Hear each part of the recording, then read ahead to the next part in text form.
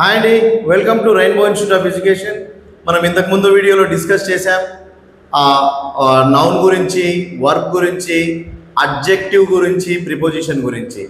ఆ నాలుగు మనకు బేసిక్ పార్ట్స్ ఆఫ్ స్పీచ్లో ఆ నాలుగు అనేటివి చాలా ఇంపార్టెంట్ అని చెప్పాం. అక్కడ నౌన్ గురించి తెలుసుకుందాం.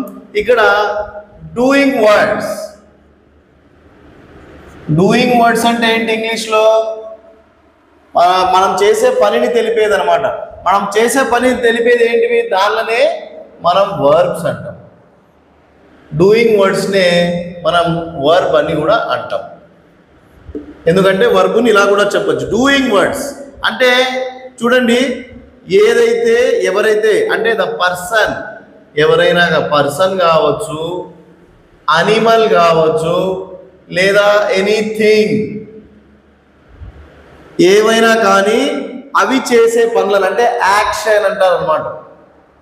డూయింగ్ అన్ యాక్షన్ అంటే ఎగ్జాంపుల్ ఏంది? The boy runs, the boy eats. Run, jump, eat, dance, sleep, ఏదైనా కానీ ఏ యాక్షన్ వర్డ్ అయినా కూడా అంటే ఒక నౌను ఏదైనా పని చేస్తోంది అంటే వాటిని మనం వర్బ్ అంటాము. సింప్లెస్ట్ సెంటెన్స్ ఏదైనా తీసుకుంటే చూడండి, the boy runs, she sings అంటే తను పాడుతోంది, అబ్బాయి పరిగెడుతున్నాడు అంటే వాళ్ళు చేసే పని అన్నమాట. ఏదైతే పని చేస్తారో దాన్నే మనం వర్బ్ అంటాం, దానినే మనం డూయింగ్ వర్డ్స్ అంటాం.